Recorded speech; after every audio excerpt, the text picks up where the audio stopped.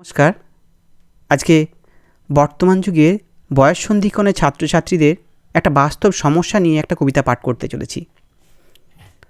বর্তমান যুগের বয়ঃসন্ধিক্ষণের ছাত্রছাত্রীরা পড়াশোনার সিলেবাসের চাপ, আবার অন্যদিকে মা বাবার অত্যধিক প্রত্যাশা, এই দুয়ের চাপের জাঁতাকলে পড়ে তারা নিজেদের মতো করে বাঁচতেই ভুলে গিয়েছে। তাদের প্রতিভার ঠিকমতো পূরণ হচ্ছে না, তারা ধীরে ধীরে মৃত্যুর মুখে ঢলে পর্যন্ত পড়ছে। তো এইরকমই একটা পরিস্থিতি নিয়ে কবি জয় গোস্বামীর একটা কবিতা টিউটোরিয়াল। তোমাকে পেতেই হবে শতকরা অন্তত 90 বা 90-এর বেশি।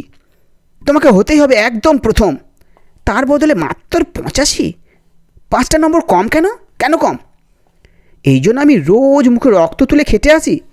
এই জন্য তোমার মা কাক ভরে উঠে সব কাজকর্ম সেরে ছোটোবেলা থেকে যেত তোমাকে স্কুলে পৌঁছে দিতে। এই জন্য কাঠ ফাটা রোদ্দুরে কি প্যাচ পেঁচে বর্ষায় সারাদিন বসে থাকতো বাড়ির ওয়াকে কিংবা পার্কের বেঞ্চিতে। তারপর ছুটি হতে ভিড় বাঁচাতে মিনিবাস ছেড়ে অটোওয়ালাদের ওই খারাপ মেজাজ সহ্য করে বাড়ি এসে না হাঁপিয়ে আবার তোমার পড়া নিয়ে বসে পড়তো, যতক্ষণ না আমি বাড়ি ফিরে তোমার হোম টাস্ক দেখছি। তারপর আঁচলে মুখ মুছে ঢুকতো গিয়ে ভ্যাপসা রান্নাঘরে। এই জন্য হাড় ভাঙা ওভারটাইম করে তোমার জন্য আন্টি রাখতাম। মোটা মাইনে, ভদ্রতার চা জল খাবার, সপ্তাহে 3 দিন, তাতে কত খরচা হয় রে রাস্কেল। বুদ্ধি আছে সে হিসাব করার? শুধু ছোটোকালে নয়, এখনও যে টিউটোরিয়ালে পাঠিয়েছি জানিস না কীরকম খরচাপাতি তার? ওইখানে একবার ঢুকলে সবাই প্রথম হয়, প্রথম। কারো অধিকার নেই দ্বিতীয় হবার।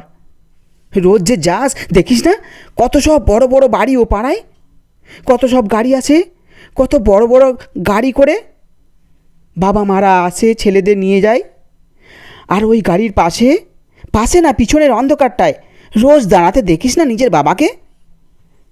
হাতে অফিসের ব্যাগ, গোপন টিফিন বাক্স, ঘেমো জামা, ভাঙা মুখ দেখতে পাস না? মন কোথায় থাকে ওই মেয়েগুলোর দিকে যারা তোর সঙ্গে পড়তে আসে? ওরা তোকে পাত্তা দেবে ভুলেও ভাবিস না। ওরা কত বড় লোক। তোকে পাত্তা পেতে হলে থাকতে হবে বিদেশে, ফরেনে। এনআরআই হতে হবে, এনআরআই। তবে ম্যাজিক দেখবি। কবি, সাহিত্যিক, মন্ত্রী অবধি এক ডাকে চিনবে। আমাদেরও নিয়ে যাবি, তোর মাকে আমাকে মাঝে মাঝে রাখবি নিজের কাছে এনে। তার জন্য প্রথম হওয়া দরকার প্রথমে, তাহলেই ছবি ছাপবে খবরের কাগজ। আরও দরজা খুলে যাবে, আরও 5, আরও 5 করেই বাড়বে। অন্যদিকে মন দিস না, বাঁচবি তো বাঁচার মতো বাঁচ। না বাপি, না বাপি, আমি মন দিই না কোনো দিকে।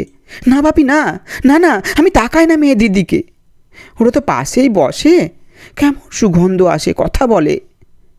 না বাপি, পড়ার কথায় দেখি না উত্তর দিই, নোট দিই। যেতে আসতে পথে ঘাটে কত ছেলে মেয়ে গল্প করে। না বাপি, না, আমি মেয়েদের সঙ্গে মিশতে যাই না কখনো। যেতে আসতে দেখতে পাই কাদা মেখে কত ছেলে বল খেলছে মাঠে, কত সব দুষ্টু ছেলে পার্কে প্রজাপতি ধরছে, চাকা বা ডাঙ্গুলি খেলছে কত ছোট লোক। না, আমি খেলতে যাই না কখনো, খেলতে যাইনি।